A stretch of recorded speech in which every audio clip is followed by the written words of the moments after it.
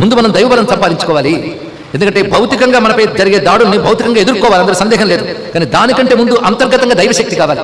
దైవశక్తి ఉంటే సహజంగా మనం మనల్ని కాపాడుకోగలం, భౌతిక దాడుల నుంచి దేశాన్ని కాపాడుకోగలం. బహుశా అనేక దేశాల్లో ఇతరులు దాడి చేసినప్పుడు అక్కడున్న అనేక ధర్మాలు క్షీణించిపోయి నామరూపాలు లేవు కూడా. ఈ దేశంలో జరిగిన హింస అంతకంటే ఎక్కువ జరిగింది. అయినా ఈ ధర్మం నేటికి మిగిలిందంటే మన పెద్దలు చేసిన అనుష్ఠాన బలమే, తపోబలమే. ఒక సమర్థ రామదాసు తపోబలం ఛత్రపతి శివాజీని నడిపించింది. ఆయన ఇచ్చిన తపోబలం తీసుకొచ్చింది. ఒక విద్యారణ్యుల తపోబలం విద్యానగర సామ్రాజ్యాన్ని స్థాపింపజేసింది. ఒక ఆదిశంకరుల తపోబలం 4 దిక్కుల 4 పీఠాలు పెట్టి 4 దిక్కుల నుండి దేశాన్ని కాపాడుతున్నది. ఇక్కడ అది మరువరాదు. తపోబలం కనబడని శక్తి. ఈ కనబడని శక్తి ప్రోధి చేయవలసిన బాధ్యత వీడిది.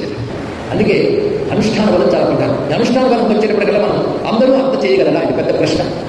ఒకప్పుడు శ్రీ భారతీతీర్థ స్వామి వారి వద్దకు వెళ్ళి ఒక ఆయన అడిగారు, ఎవరైనా పొద్దుకు నుంచి మధ్యాహ్నం వరకు మీరు ఇంత తపస్సు చేస్తారు, రాత్రి కూడా ఇంత తపస్సు చేస్తారు, అందరూ అంత చేయగలరా అంటే అడిగాడు. మిమ్మల్ని అంత చేయమని ఎవరు చెప్పాడు అన్నాడు. అందరూ అంత చేయగలరు. ఉదాహరణకి దేశాన్ని రక్షించవలసిన యోధులు ఉదయం నుంచి ఎంత వ్యాయామం చేస్తారు? వాళ్ళ యుద్ధాలు జరిగినప్పుడు వ్యాయామం చేయడం కాదు, నిత్యం వ్యాయామం చేయాలి, అప్పుడు యుద్ధాన్ని ఎదుర్కోగలరు. కానీ నిత్య వ్యాయామం వాళ్ళు ఎక్కువ చేస్తారు. అయితే అంత మనం చేయక్కర్లేదు. కానీ అసలు చేయక్కర్లేదు అనకూడదు. మన శరీరం మనం రక్షించుకోవడానికి తక్కువ వ్యాయామం మనం చేయాలి కదా. వాళ్ళు సుమారు 3 గంటలు కేటాయిస్తారు, 30 నిమిషాలైన వ్యాయామాన్ని కేటాయించాలి, అంతకాదు.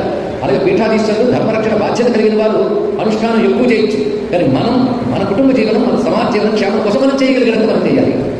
అందుకే ఇక్కడ ఒక పీఠాధీశ్వరులు చెప్పుకున్నాం. అదేవిధంగా ఈ వేదము వీటితో జీవించేవాళ్ళు ఉంటారు. వీళ్ళు వైదిక జీవనం అంటే బ్రాహ్మణ వర్గాలు 2 విభాగాలు చేస్తే వైదిక లౌకిక 2 విభాగాలు చేయాలి. వైదిక జీవనం మరి 2 విభాగాలు ఉంటుంది.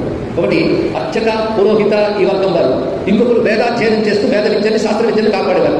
ఎందుకంటే ఈ ముగ్గురిని ఒకరు అనడానికి లేదు. బ్రాహ్మణ అంటే ప్రతి వాళ్ళు కేవలం అర్చక పురోహితులు మాత్రమే అంటారు.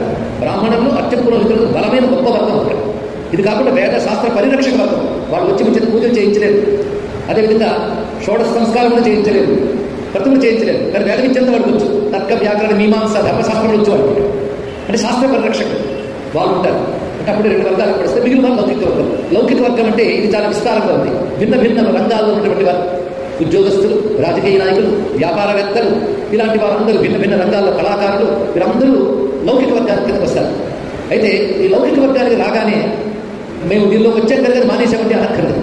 అక్కడ లోపం ఎక్కడ వస్తుందంటే మేము లౌకికంగా వచ్చేసాం కనుక మేము అనుష్ఠానం మానేసామన్నారు అనకూడదు. కానీ సభలో కోపగించుకోవద్దు. మునుపు చెప్పిన అర్చక పురోహిత వర్గాల్లో వారు కూడా వృత్తులు చేసుకున్న అనుష్ఠానంలో లోపం మాత్రం కొంతమంది చేస్తున్నారని చెప్పగలరు. ఎందుకంటే అర్చకాదుల్లో అనుష్ఠాన బలం లోపిస్తే శివుడైనా శిలైపోతాడు, అనుష్ఠాన బలం అంటే శిలైనా శివుడు అవుతుంది.